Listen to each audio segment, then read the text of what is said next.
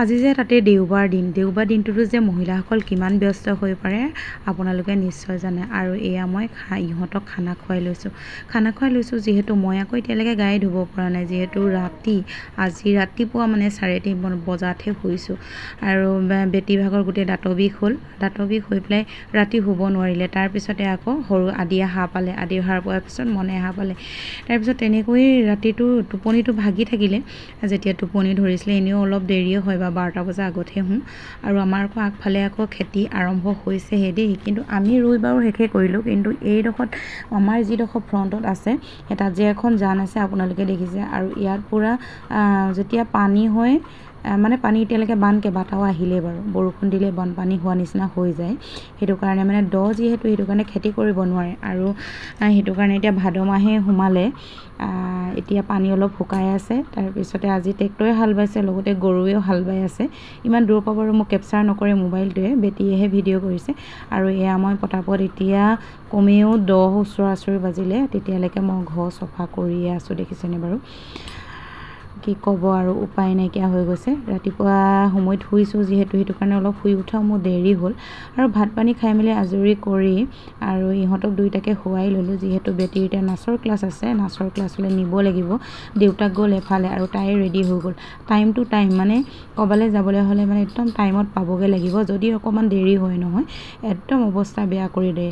সেইটো কাৰণে মোৰো এই সাৰ সৰঞ্জামবিলাক লৈ মেলি ৰুম চুম আকৌ ভালকৈ মানে জাপা মেলা কৰাই নাই, কিন্তু তথাপিও ল'ৰা কামক হৈ লওক বুলি পটাপট ওলাই লৈছোঁ। আৰু এয়া ওলাই মেলি ৰেডি।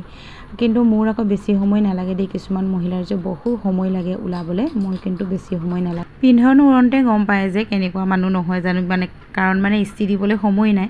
আৰু ফাইনেলি আহি পাই গ'লোহি মথুৰাপুৰ হাই ছেকেণ্ডেৰী, যিহেতু ইয়াতে মানে গানৰ, নাচৰ, আৰ্টৰ সকলো আজি দেওবাৰ দিনা ক্লাছ হয়। আৰু আমাৰ ক্লাছ হয় 12:30 পৰা। তাৰপিছতে কিন্তু টাইম টু টাইম টিচাৰ আহি যায়, কিন্তু আহি কমেও 3-3:30 বজালৈকে প্ৰেক্টিছ হয়। আৰু এয়া টিচাৰ লাগি আছে, সৰুখিনি ভাগে আৰু ডাঙৰখিনি ভাগে মানে টিচাৰে ক্লাছ কৰি আছে। আৰু আমিও এয়া মাজে মাজে ভিডিঅ'বিলাক কৰি ৰাখোঁ, যিহেতু তালবিলাক সহজে মনত নাথাকে। সেইকাৰণে মানে ভিডিঅ'টো চাই বেটীহঁতে প্ৰেক্টিছ কৰিব পাৰে, সেইকাৰণে ভিডিঅ'বিলাক কৰি থাকোঁ। আৰু এয়া সকলোবিলাক গাৰ্জেন ব্যস্ত, দেখিছেনে। আৰু সেই চুকটো তৃষ্ণা বাইদেৱে শিকাই আছে। তৃষ্ণা বাইদেউ আপোনালোকে এজন নতুন ভিডিঅ' ক্ৰিয়েটৰ কিন্তু দেই, তেওঁ বহুতো ধুনীয়া আপোনালোকৰ কেনেকুৱা ধৰণৰ সত্ৰীয়া হওক, আধুনিক হওক, মানে কেনেকুৱা ধৰণৰ নৃত্য মানে লাগে, তেনেকুৱা ধৰণৰ নৃত্য আপোনালোকে চাবলৈ পাব, উপভোগ কৰিবলৈ পাব। তেওঁ এগৰাকী নৃত্যবিদ। তাৰপিছতে আহিলোঁ, এয়া আমাৰ ইয়াত বাণিজ্যিক মেলা বহি আছে। আৰু এয়া ডাঙৰীয়া, আপোনালোকে দেখিলেনে, আহি ঘূৰা দেখিছোঁ। তৃষ্ণা বাইদেউক কৈছোঁ, তৃষ্ণা বাইদেউ বোলো, আগফালে ডাঙৰীয়া ৰৈ আছে। তেওঁ খুব হাঁহিছে। আমি দুয়োগৰাকী আহি পালোহি। ইয়াত ইমান ধুনীয়া যে বস্তু ওলাইছে, কিন্তু দামো বাৰু তেনেকুৱা ধুনীয়াই হয়। সেইটো কাৰণে আমিতো উপভোগ কৰিবহে পাৰোঁ, নহয় জানো। দামে দৰ মানে কি, মহিলাসকলে এনেও কম দামী বস্তুৱে বিচাৰে, আমিও তেনেকুৱাই, যিমান পাৰোঁ অলপ কমত ল'বলৈ বিচাৰোঁ। সেইটো কাৰণে নোলোৱা নহয় বাৰু, কিবা এটা চাই ল'লোঁ। এনেকৈ আকৌ হাঁহি ফূৰ্তি কৰি থাকোঁতে আৰু গাৰ্জেন এগৰাকী লগ পালোঁ। গাৰ্জেন এগৰাকীয়ে বোলে লটাৰী খেলোঁতে মানে কণী পালে। আৰু চাওঁচোন আহক।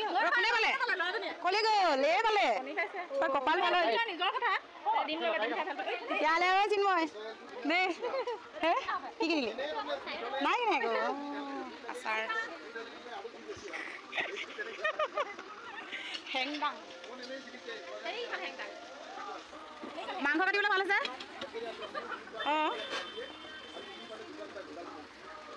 প্ৰথমে এপাক ঘূৰি লওঁ।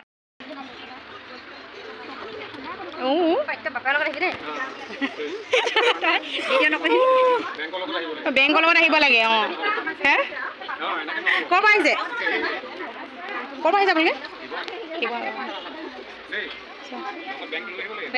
এইবোৰ কানাডা বেংক, ষ্টেট বেংক লগত লৈ আহিবি।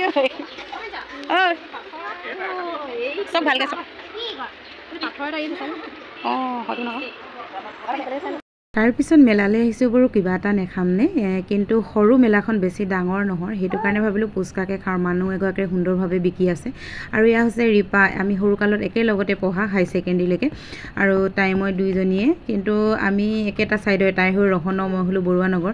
কিন্তু কথা পাতি আমাৰ শেষ নহয়, সপ্তাহৰ মূৰত কিন্তু এদিন লগ পাওঁ, কিন্তু কিমান যে কথা ওলায়, পুৰণা কথা ওলাব, এতিয়া কথা ওলাব, মানে কিমান কি কথা ওলায়। তাই ভাবিছে মানে ফটো মাৰি আছোঁ, সেইকাৰণে মানে তাই মানে পোষ্টটো মানে দি আছে, মোৰ মনে মনে হাঁহি উঠিছে, কিন্তু ফটোও তুলিছোঁ বাৰু, আপোনালোকক ফটোও আপলোড দিম দেই। আৰু সেয়াই আৰু আগৰ পুৰণা দস্তিবিলাক লগ পালেতো কিমান কি ফূৰ্তি হয় নহয় জানো, তাতে আৰু এনেকুৱাবিলাক অকেজনত, সেইটো কাৰণে ভাল লাগে। তাৰপিছত ঘৰ আহি পালোহি। ঘৰ আহি পাওঁতেতো কিমান কামে মূৰ মেলি বাট চাই আছে, আৰু বেটাহঁতক মামাকক পাই কেনেকুৱা ফূৰ্তি পাইছে। তাৰপিছতে বেটিয়ে কৈছে কি কি আনিলে, ভাইক হাতলৈ পপকৰ্ণ এটা লৈ আহিলে, পপকৰ্ণ কিন্তু খাইছে দেই ইহঁতে। আৰু এইখন আনিলোঁ আকৌ মানে পিটিকা কৰি খাবলৈ, বিলাহী বেঙেনা কিবাকিবি, মানে গেছত পুৰিবলৈ, গেছত নহ'লে ইভাগে দি দিলে বহুত লেতেৰা হয়, সেইকাৰণে এইখনকে উঠাই দিলোঁ।